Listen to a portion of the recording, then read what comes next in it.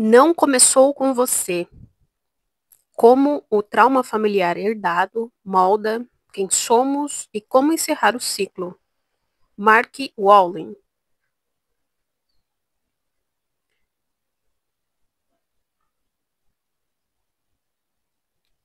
Introdução. A linguagem secreta do medo. Em um tempo escuro, um olho começa a ver. Theodore Roethke, Em Tempos Sombrios. Teu livro é fruto de uma missão que me levou ao redor do mundo, de volta às minhas raízes e em uma carreira profissional que eu nunca poderia ter imaginado quando esta jornada começou. Por mais de 20 anos, trabalhei com indivíduos que lutaram contra depressão, ansiedade, doenças crônicas, fobias, pensamentos obsessivos, TEPT e outras condições debilitantes. Muitos vieram a mim desencorajados e desanimados, depois de anos de terapia de fala, medicação e outras intervenções, não conseguiram descobrir a fonte de seus sintomas e aliviar seu sofrimento. O que aprendi com a minha própria experiência, treinamento e prática clínica é que a resposta pode não estar em nossa própria história, tanto quanto nas histórias de nossos pais, avós e até mesmo de nossos bisavós. As últimas pesquisas científicas, agora nas manchetes, também nos dizem que os efeitos do trauma podem passar de uma geração para outra. Esse legado é o que é conhecido como trauma familiar herdado, e evidências emergentes sugerem que é um fenômeno muito real. A dor nem sempre se dissolve sozinha ou diminui com o tempo. Mesmo que a pessoa que sofreu o trauma original tenha morrido, mesmo que sua história esteja submersa em anos de silêncio, fragmentos de experiência de vida, memórias e sensação corporal podem sobreviver como se alcançassem o passado para encontrar uma solução em as mentes e os corpos daqueles que vivem no presente. O que você lerá nas páginas a seguir é uma síntese de observações empíricas de minha prática como diretora do Family Constellation Instituto em São Francisco e as últimas descobertas em neurociência, epigenética e ciência da linguagem. Também reflete minha formação profissional com Bert Hellinger, o renomeado psicoterapeuta alemão, cuja abordagem da terapia familiar demonstra os efeitos psicológicos e físicos do trauma familiar herdado em várias gerações. Grande parte deste livro se concentra na identificação de padrões familiares herdados, os medos, sentimentos e comportamentos que adotamos sem saber que mantêm vivo o ciclo de sofrimento de geração em geração, e também como encerrar esse ciclo, que é o cerne do meu trabalho. Você pode aprender como eu aprendi que muitos desses padrões não nos pertencem. Eles foram meramente emprestados de outras pessoas em nossa história familiar. Por que isso? Acredito firmemente que é porque é uma história que precisa ser contada, porque finalmente ser trazida à luz. Deixe-me compartilhar o meu. Nunca me propus a criar um método para superar o medo e a ansiedade. Tudo começou no dia em que perdi a visão. Eu estava no meio da minha primeira enxaqueca ocular. Nenhuma dor física real para falar, apenas um ciclone de terror sombrio, dentro do qual minha visão foi obscurecida. Eu tinha 34 anos e tropeçava em meu escritório na escuridão, tocando o telefone de mesa para os botões do 911. Uma ambulância logo estaria a caminho. Uma enxaqueca ocular geralmente não é grave. Sua visão fica confusa, mas geralmente volta ao normal em cerca de 1 hora. Você nem sempre sabe disso enquanto está acontecendo, mas para mim a enxaqueca ocular foi apenas o começo. Dentro de semanas, a visão do meu olho esquerdo começou a desaparecer. Rostos e sinais de trânsito logo se tornaram um borrão cinza. Os médicos me informaram que eu tinha retinopatia serosa central, uma condição sem cura, sua causa desconhecida. O fluido se acumula sobre a retina e depois vaza, causando cicatrizes e desfoque no campo visual. Algumas pessoas, os 5% com a forma crônica em que a minha se transformou, tornaram-se legalmente cegas. Do jeito que as coisas iam indo, me disseram para esperar que ambos os olhos fossem afetados.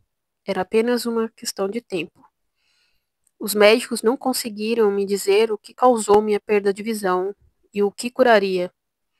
Tudo o que tentei por conta própria, vitaminas, jejuns de suco, curas com as mãos, tudo parecia piorar as coisas.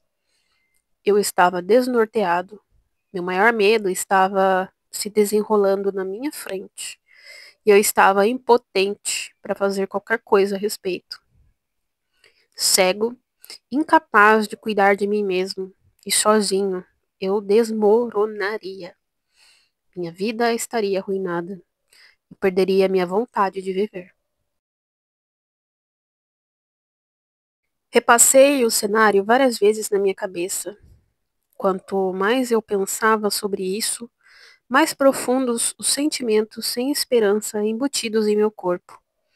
Eu estava afundando na lama. Cada vez que eu tentava me desenterrar, meus pensamentos voltavam para imagens de estar sozinho, desamparado e arruinado. O que eu não sabia, então, era que as próprias palavras sozinho, indefeso e arruinado faziam parte da minha linguagem pessoal de medo. Descontrolados e desenfreados, eles cambalearam na minha cabeça e sacudiram meu corpo. E eu me perguntava por que dava tanto poder aos meus pensamentos. Outras pessoas tiveram adversidades muito piores do que a minha e não moravam nas profundezas assim. O que havia em mim que permanecia tão profundamente enraizado no medo? Levaria anos antes que eu pudesse responder a essa pergunta. Naquela época, tudo o que eu podia fazer era ir embora. Deixei meu relacionamento, minha família, meus negócios, minha cidade, tudo o que eu sabia. Eu queria respostas que não pudessem ser encontradas no mundo do qual eu fazia parte. Um mundo onde muitas pessoas pareciam confusas e infelizes. Eu tinha apenas perguntas e pouco desejo de continuar com a vida como a conhecia.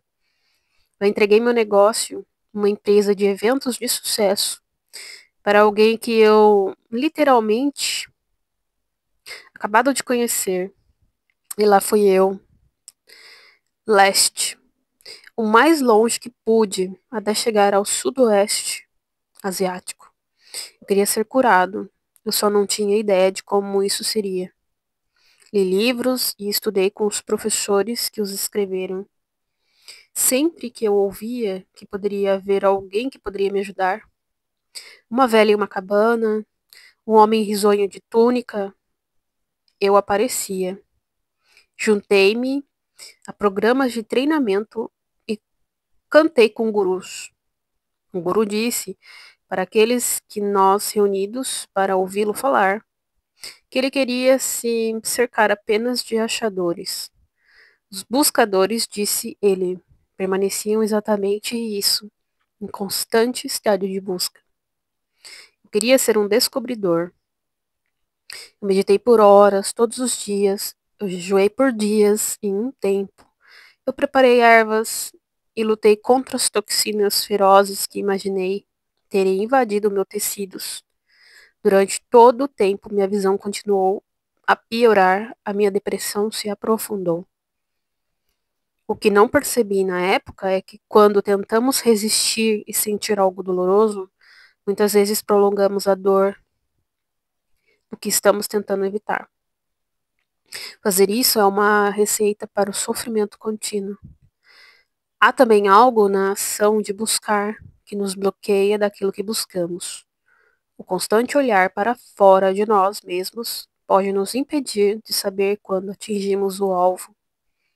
Algo valioso pode estar acontecendo dentro de nós, mas se não estivermos sintonizados, podemos perdê-los.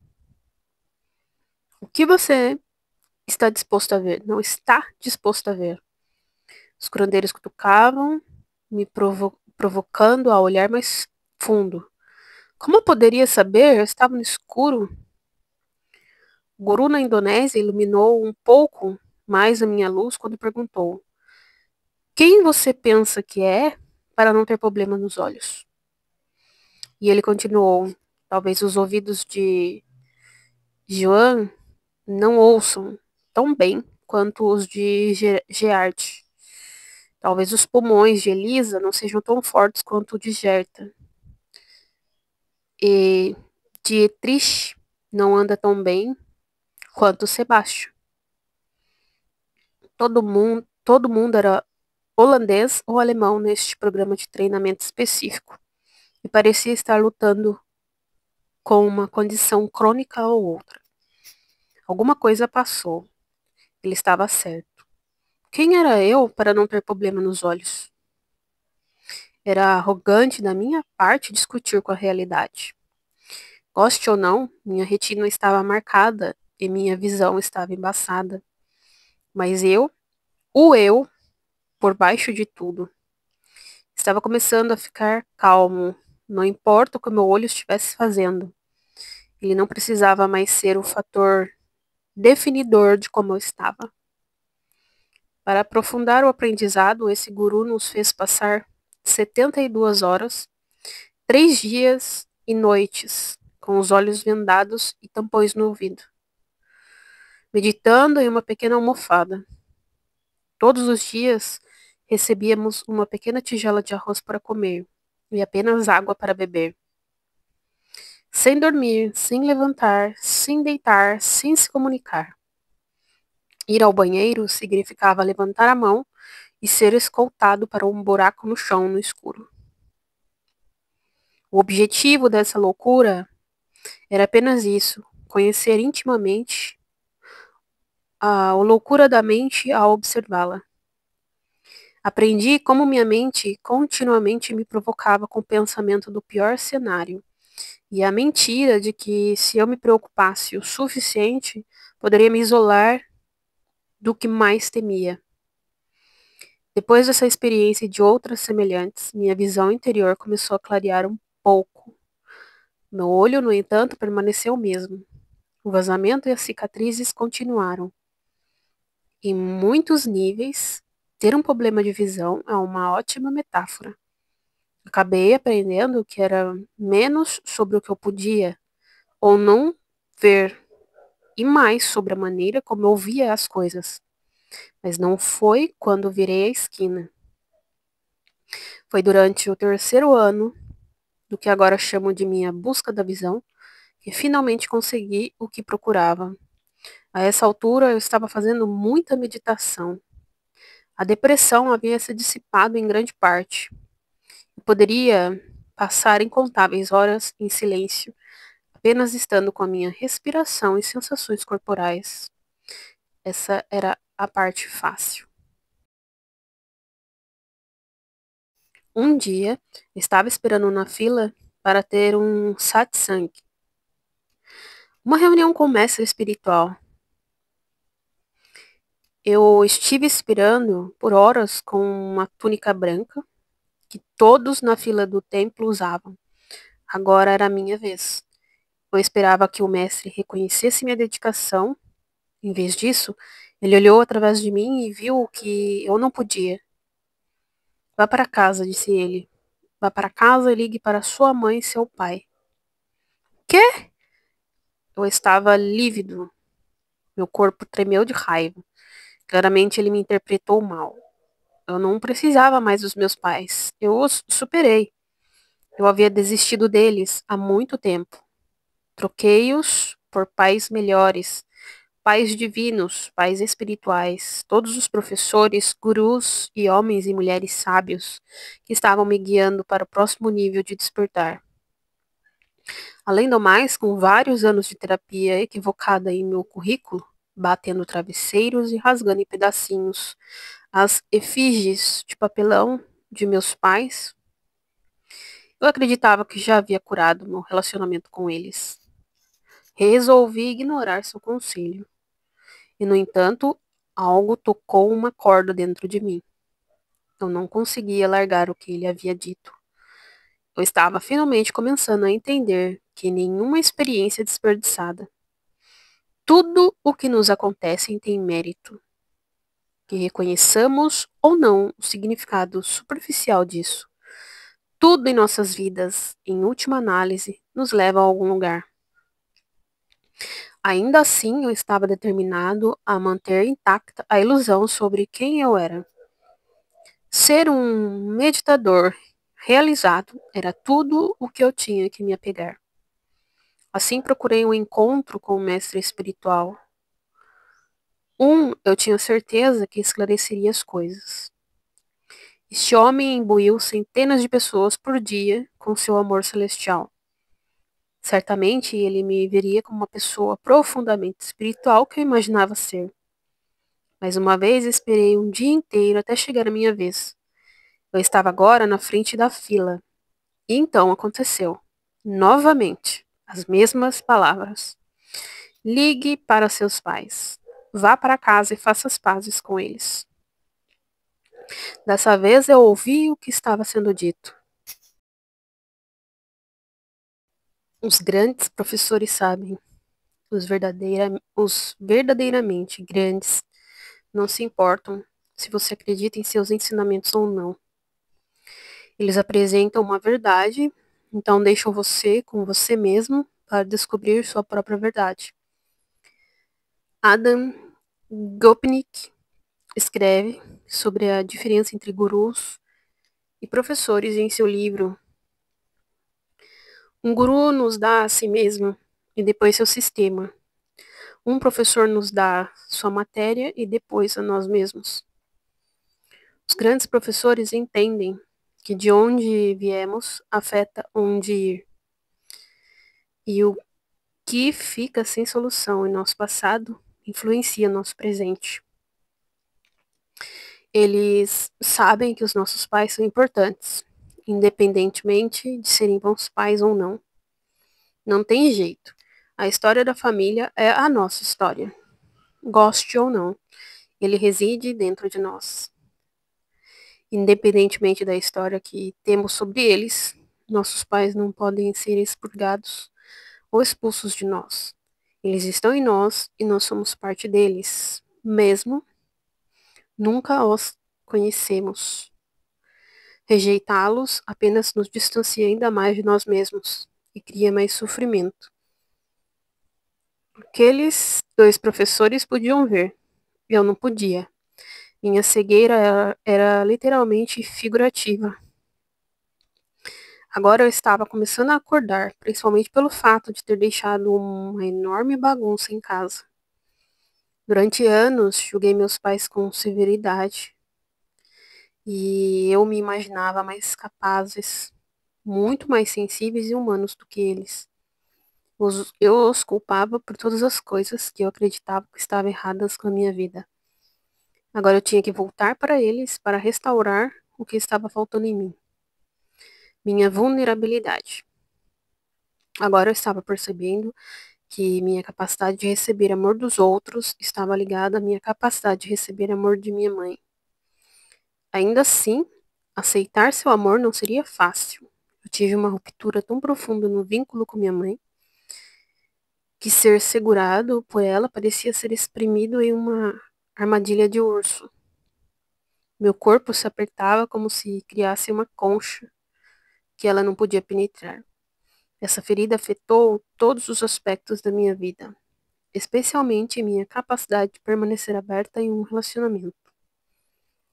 Minha mãe e eu poderíamos passar por meses sem nos falar. Quando falamos, eu encontrei uma maneira, por meio de minhas palavras ou minha linguagem corporal blindada, para descontar os sentimentos calorosos que ela me mostrou. Eu parecia frio e distante. Por outro lado, eu a acusei de não poder me ver ou me ouvir. Foi um beco sem saída emocional. Determinada a curar nosso relacionamento rompido, reservei um voo para casa em Pittsburgh. Fazia vários meses que eu não via minha mãe. Enquanto eu caminhava até a calçada, eu podia sentir meu peito apertar. Eu não tinha certeza se nosso relacionamento podia ser reparado. Eu tinha tantos sentimentos crus por dentro. Eu me preparei para o pior, encenando o cenário em minha mente. Ela me abraçaria e eu, querendo apenas amolecer seus braços, faria exatamente o oposto. Me voltaria para o aço. E foi mais ou menos isso que aconteceu. Abraçado em um abraço que mal podia suportar, mal conseguia respirar. No entanto, eu pedi a ela para continuar me segurando. Queria prender de dentro para fora a resistência do meu corpo, onde me apertava, que sensações surgiam, como me desligaria. Não eram informações novas. Eu tinha visto esse padrão espelhado em meus relacionamentos, só que dessa vez não estava indo embora. Meu plano era curar essa ferida na fonte. Quanto mais me segurava, mais eu queria explodir. Foi fisicamente doloroso. A dor se fundiria em dormência, e a dormência em dor. Então, depois de muitos minutos, algo cedeu. Meu peito e minha barriga começaram a terremoto. Comecei a amolecer e, nas semanas que se seguiram, continuei a amolecer. Foi em uma de nossas muitas conversas durante esse período que ela compartilhou, quase de forma improvisada, um evento que ocorreu quando eu era pequeno. Minha mãe teve que ser hospitalizada por 3 semanas para uma cirurgia de vesícula biliar. Com esse insight, comecei a juntar o que estava acontecendo dentro de mim. Em algum lugar, antes dos 2 anos de idade, foi quando minha mãe e eu nos separamos. Um aperto inconsciente se enraizou dentro do meu corpo. Quando ela voltou para casa, eu tinha deixado de confiar em seus cuidados. Eu não era mais vulnerável a ela. Em vez disso, eu a afastei e continuaria a fazê-lo pelos próximos 30 anos. Outro evento inicial também pode ser contribuído para o medo que eu carregava de que a vida seria subitamente arruinada. Minha mãe me contou que passou por um trabalho de parto difícil ao me dar à luz. Um parto no qual o médico usou fórceps. Como resultado, nasci com hematomas extensos e um crânio parcialmente colapsado, o que não é incomum com um parto com fórceps. Minha mãe revelou com pesar que minha aparência tornava difícil para ela, até mesmo me segurar no começo. Sua história ressoou e ajudou a explicar o sentimento que estava arruinando, que eu conhecia bem no fundo. Especificamente, memórias traumáticas do meu nascimento que haviam submergido em meu corpo surgiram sempre que eu dava à luz um novo projeto ou apresentava um novo trabalho em público. Apenas ter esse entendimento me trouxe paz. Também, de uma forma inesperada, aproximou nós dois. Enquanto reparava meu vínculo com minha mãe, também comecei a reconstruir meu relacionamento com meu pai. Morando sozinho em um apartamento pequeno e em ruínas, o mesmo em que ele morava desde que meus pais se divorciaram, quando eu tinha 13 anos. Meu pai, um ex-sargento da Marinha e trabalhador da construção civil, Nunca se preocupou em reformar sua própria casa. Ferramentas velhas, parafusos, pregos e rolos de fita isolante e isolante estavam espalhados pelos quartos corredores, exatamente como sempre estiveram. Enquanto estávamos juntos em um mar de ferro e aço enferrujados, eu disse a ele o quanto eu sentia falta dele. As palavras pareciam evaporar no espaço vazio. Ele não sabia o que fazer com eles. Sempre desejei um relacionamento próximo com meu pai, mas nem ele nem eu sabia como fazer isso acontecer. Dessa vez, porém, continuamos conversando e eu disse a ele que o amava e ele era um bom pai. Eu compartilhei as memórias que eu tinha das coisas que ele fez por mim quando eu era pequeno e eu podia senti-lo e ouvi-lo. O que estava dizendo, embora suas ações, encolhendo os ombros, mudando de assunto, indicassem que ele não estava. Levou muitas semanas de conversa e compartilhamento de memórias. Durante um de nossos almoços, ele olhou diretamente nos meus olhos e disse: Acho que você nunca me amou. Eu mal conseguia respirar. Ficou claro que uma grande dor brotou em nós dois. Nesse momento, algo se abriu. Era nossos corações. Às vezes o coração precisa se partir para se abrir. Eventualmente, começamos a expressar nosso amor um pelo outro. Agora eu estava vendo os efeitos de confiar nas palavras dos professores e voltar para casa para me curar com os meus pais. Pela primeira vez que me lembro, fui capaz de me permitir receber o amor e o cuidado de meus pais. Não da maneira que eu esperava, mas da maneira que eles podiam dar. Algo se abriu em mim. Não importava como eles poderiam ou não me amar. O que importava era como eu poderia receber o que eles tinham para dar. Eles eram os mesmos pais que sempre foram. A diferença estava em mim. Eu estava voltado a me apaixonar por eles, do jeito que eu devia ter me sentido quando bebê, antes que o vínculo com minha mãe ocorresse. Minha separação precoce de minha mãe, juntamente com traumas semelhantes que herdei de minha história familiar, especificamente o fato de três de meus avós terem perdido suas mães em tenra idade, e o quarto ter perdido o pai quando criança.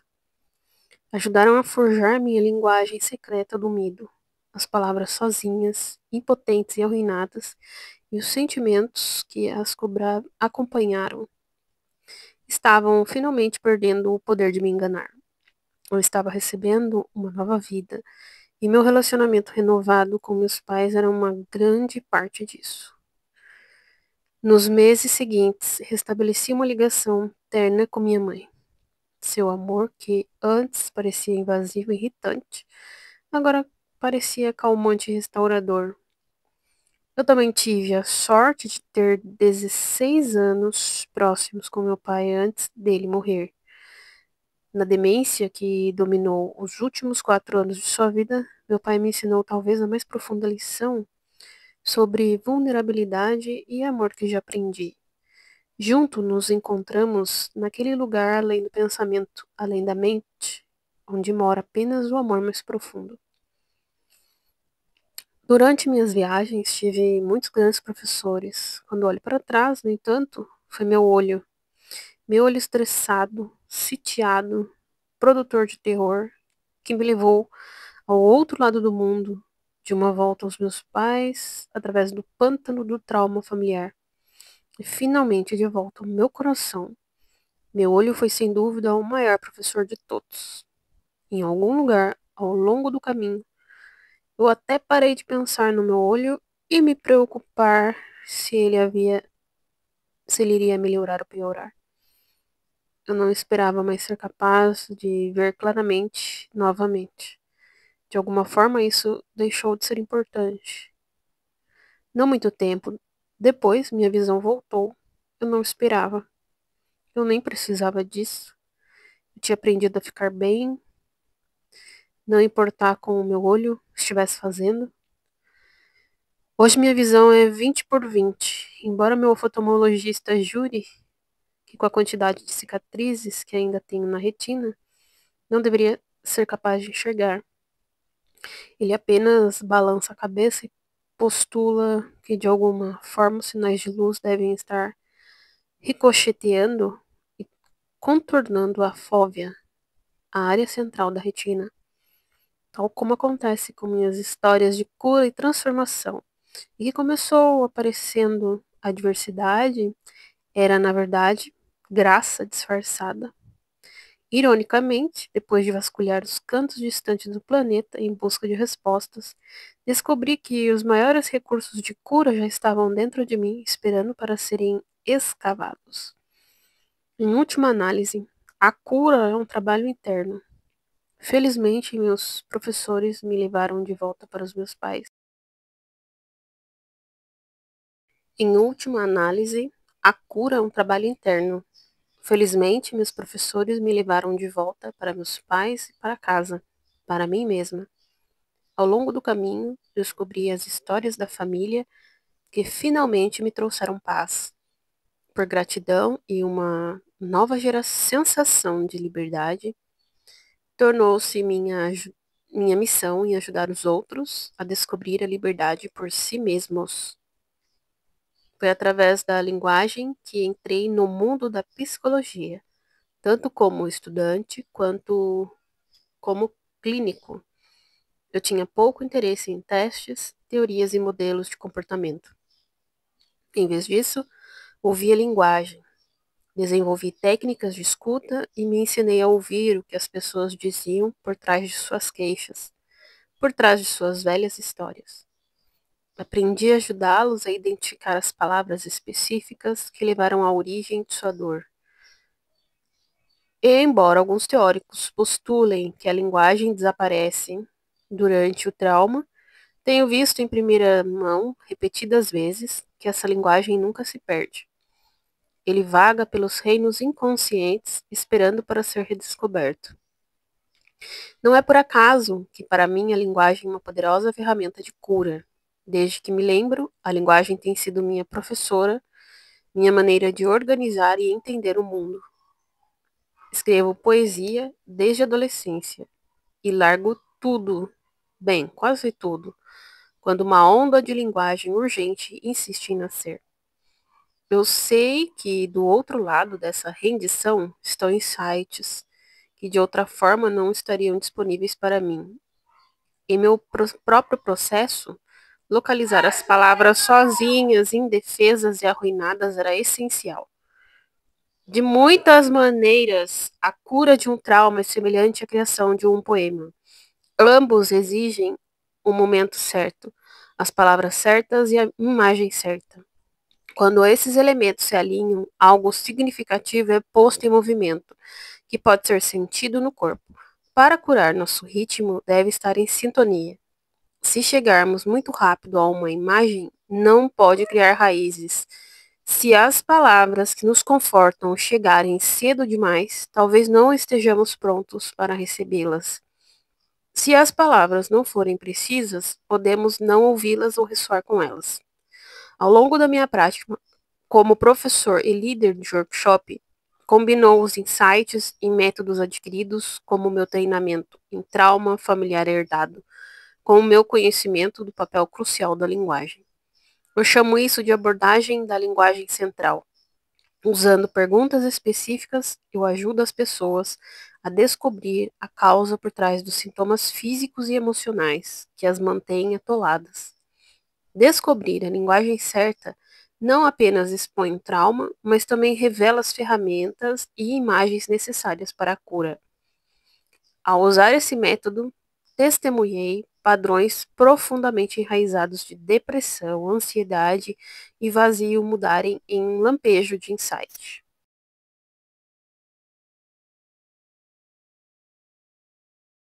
O veículo para a jornada é a linguagem. A linguagem enterrada de nossas preocupações e medos. É provável que essa linguagem tenha vivido dentro de nós a vida toda. Pode ter se originado com nossos pais ou mesmo gerações atrás com nossos bisavós.